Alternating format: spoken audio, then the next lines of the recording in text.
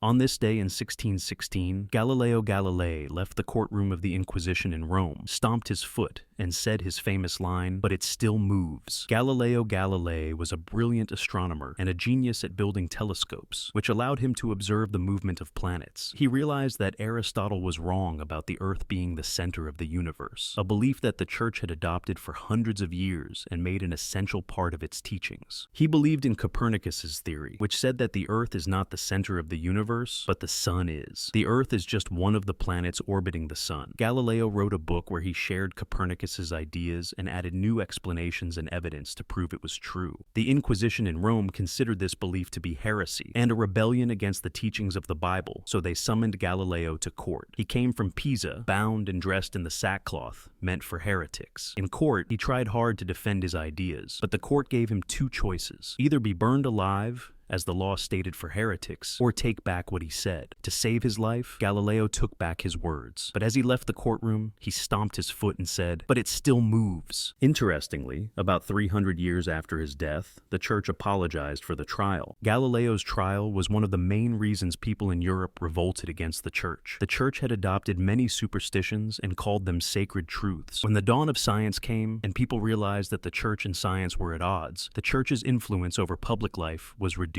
Europe was divided into what is God's for God and what is Caesar's for Caesar. 1,000 years before Galileo's trial, Muslim scholars enjoyed the freedom to think and write without anyone being put on trial for their books.